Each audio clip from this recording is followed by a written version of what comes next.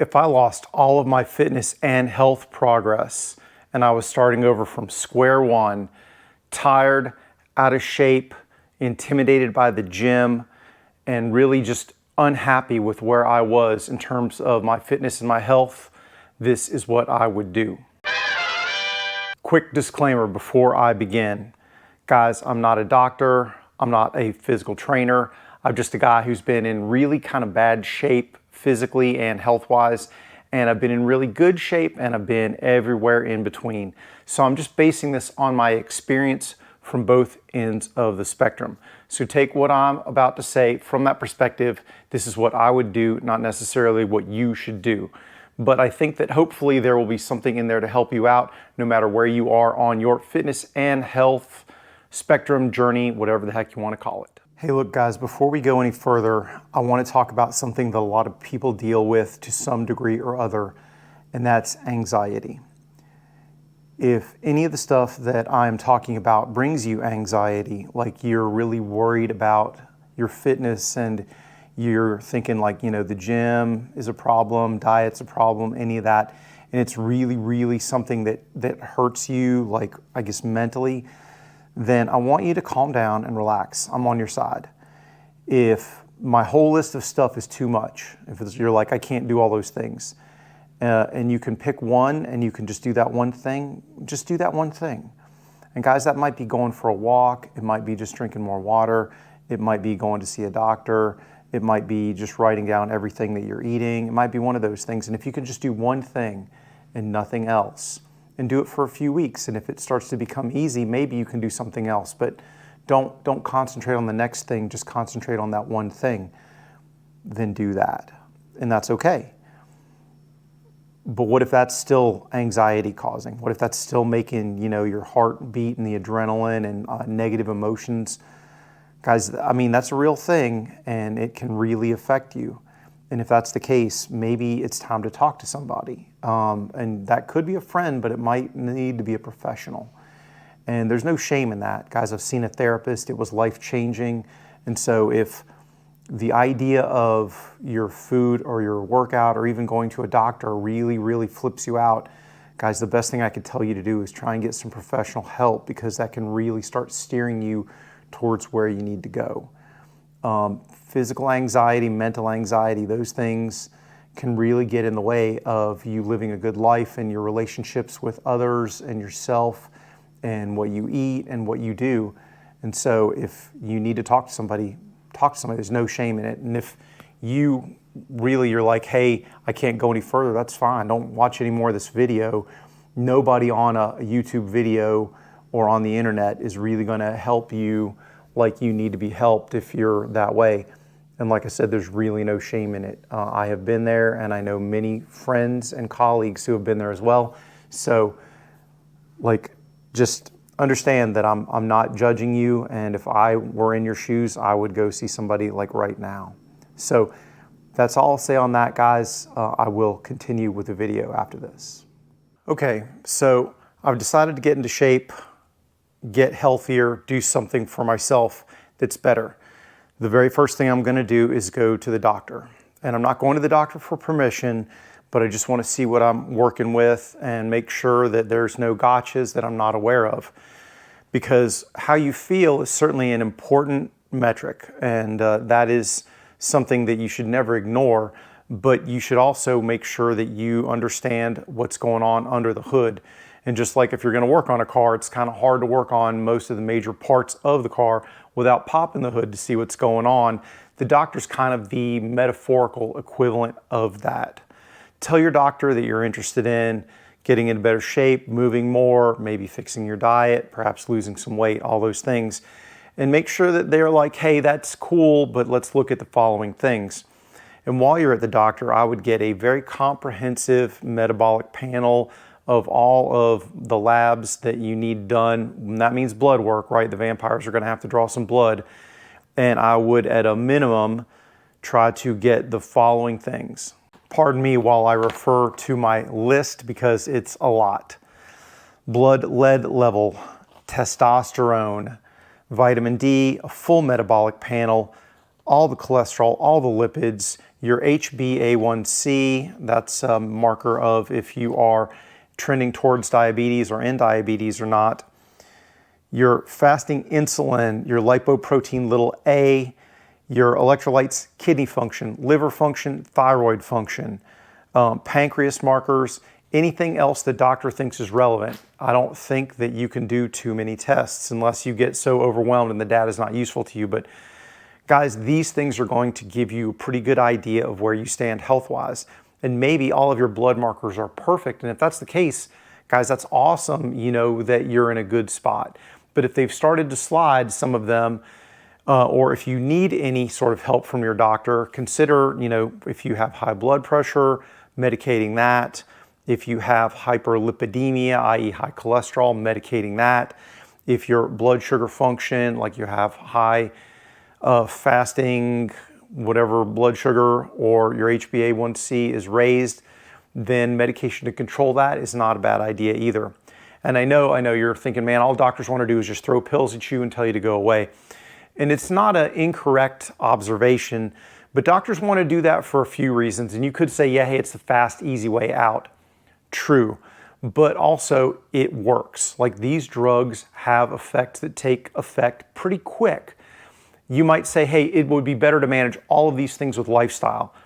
No argument. But lifestyle modification and changing those markers and indicators takes weeks, if not months, and sometimes years. Pills and shots, do it now. To give you some idea, guys, I am on low-dose statins right now, and I probably will be till the day I die. Despite the fact that through diet, exercise, and medication, I've managed to reduce all those numbers, I haven't pulled them down to the numbers that I want to see.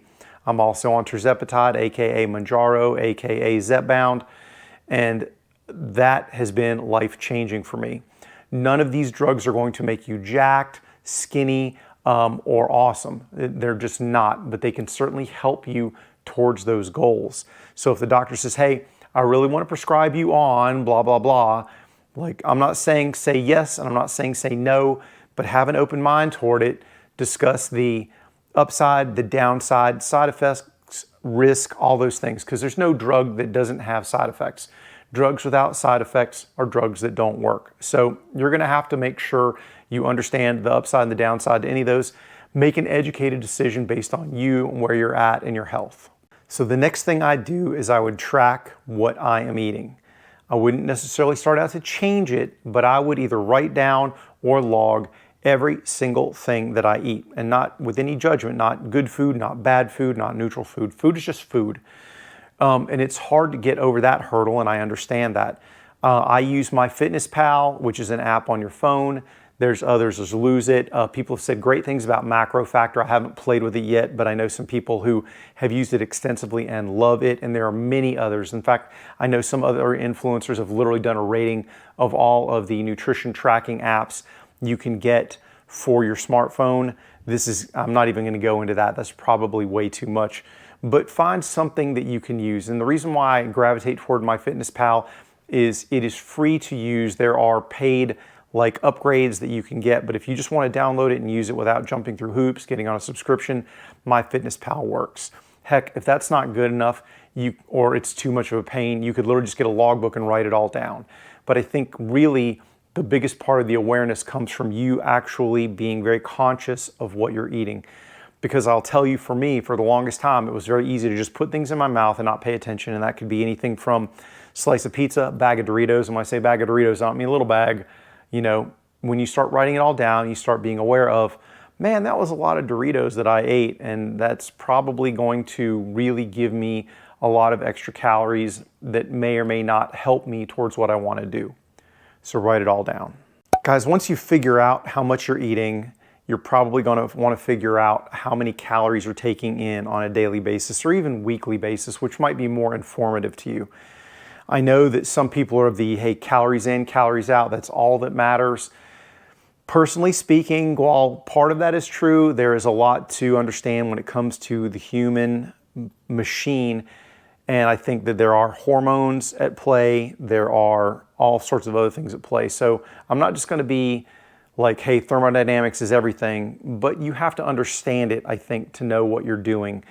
Figure out how many calories you need to take in baseline just to maintain your current weight. Like what is treading water, not going up, not going down. And some people call that TDEE, or total daily energy expenditure. I think that knowing that number is going to help you.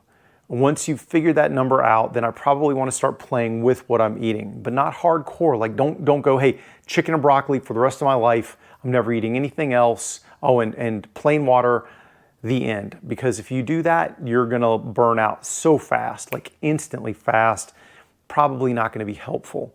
But what I would do is I would skew what I'm eating to where about 80% of the time I'm eating what I consider to be relatively healthy foods. And then that last 20%, you want a chocolate chip cookie, you want 5 chocolate chip cookies. Heck, who cares? It doesn't matter.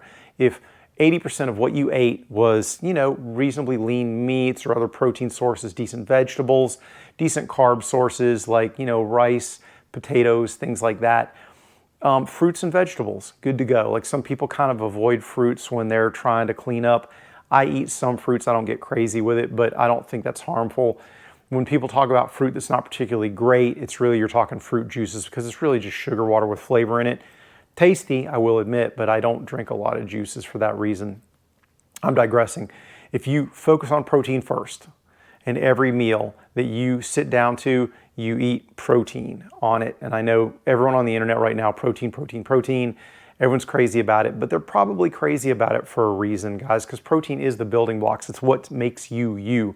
Yeah, there's some fat, there's some other stuff, but all of your muscles came from protein, and muscles are important. More on that in a bit, but focus on your protein, fill in the rest with some vegetables and some carbs. Try and keep your caloric balance 300 to 500 calories below that TDEE. The reason why I say 300 to 500 calories below is that's sustainable. Like people can handle that. If I tell you to go and get like 1,000+ calorie deficit every day, it's the same problem. Like after 2 or 3 days, you're going to give up. You're going to rebound because it just hurts. Like it physically and mentally starts to hurt. Your body doesn't like it. Your brain doesn't like it. But everything is sustainable at about 300 to 500 calories down. Sometimes you won't even notice it, especially if you work on the more satiating foods, those proteins and vegetables. That amount of bulk plus protein is harder to digest, so it takes longer. It makes you feel fuller, and I really recommend eating like that. And then, like I said, man, if you want a milkshake on the weekend or you want to eat a pizza, who cares? And I don't worry about diet sodas. Like some people flip out about diet sodas. They're not going to hurt you. They neither hurt nor help. And if they're tasty and you want to have a diet soda, have you a diet soda. Who cares? Now we got to talk about activity. And when I say activity, I want you to be careful, because just like diet, people like jumping into the deep end of the pool, trying to get on some crazy crash diet that's just not sustainable. If you're not careful, you do the same thing with physical activity. Guys, if I was completely out of shape, had no muscle tone or anything, I would probably legitimately start with a set of 10 push-ups and 10 squats, like body weight squats, and then I'd go and walk for 15 minutes around the block. And then I'd just stop. That'd be good for day 1. And then day 2, I'd do the same thing, and day 3, and so on. I wouldn't really try and go hit the gym, do 2 hours of lifting the heaviest things in that gym all over the place, because then you're either going to get injured or so sore that you're never going to want to do it again. Consistency, just doing something every day or every other day is going to be way better than some crazy intense session that just crushes your body, mind, and soul. If your 10 push-ups is too hard, do push-ups against the wall, like literally lean forward, do them against the wall, or do them against a counter.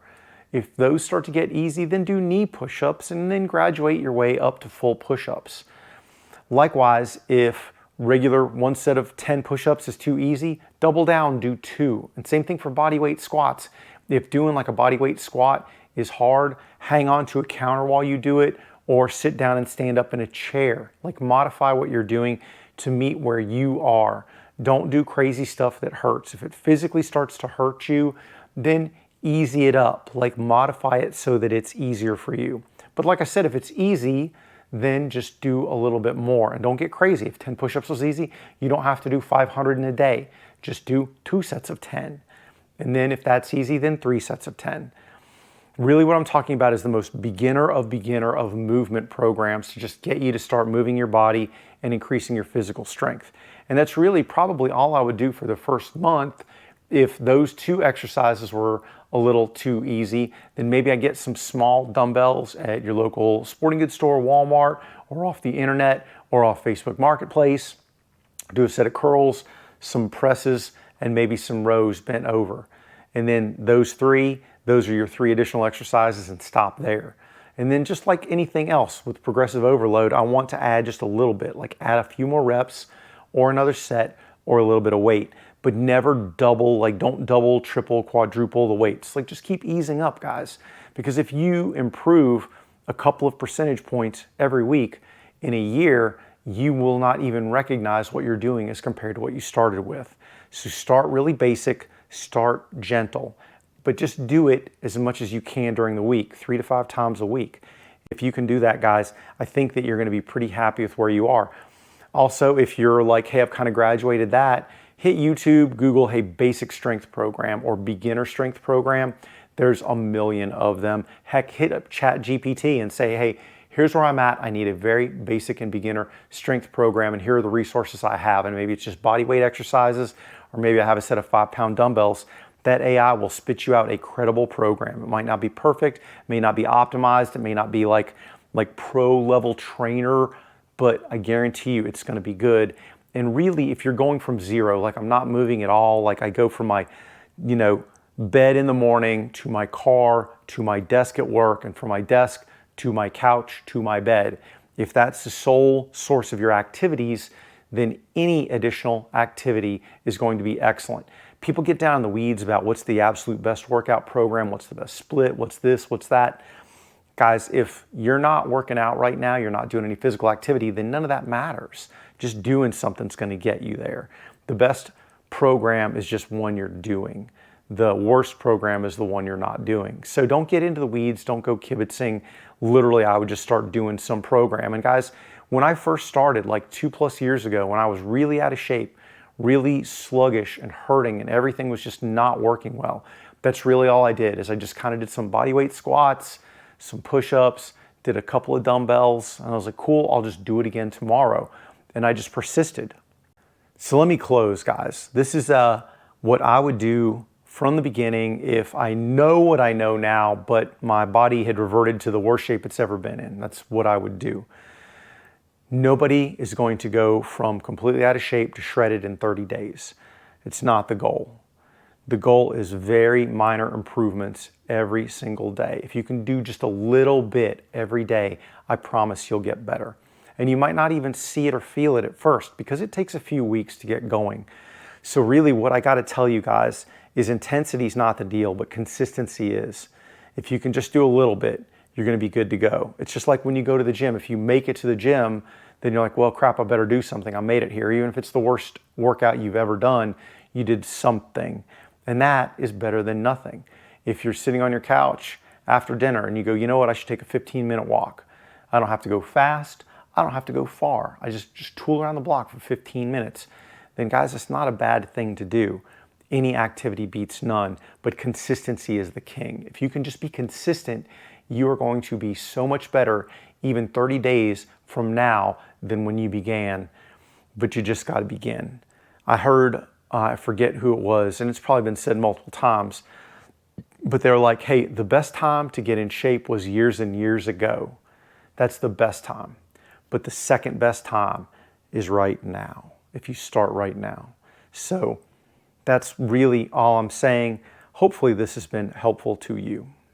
I've always threatened every now and again in the end of my videos to do some fitness content. This is one of those. It's a one-off. I don't do a lot. I spend obviously much more time playing with fitness wearables than I do actually talking about the nitty-gritty of fitness. But hopefully this was a little bit helpful to you or a little bit perspective giving. One of my many goals in life was not to become the fat old gun guy because I was well on my way to getting there. And the men in my family, they really kind of die in 2 clumps, late 50s and about 90. And if I didn't change anything about 2.5 years ago, it definitely would have been in the 50s camp. So I'm doing my best to not die young. I'm gonna at least try and put up a fight. Guys, I won't take up any more of your time. I appreciate you watching. Hopefully this video was useful to you and hopefully at least somewhat entertaining. Guys, as usual, if you like my stuff, hit the like, subscribe, hit the notification bell. I will end this here. Take care, stay safe. I'll talk to you soon. Get 'em, Jay.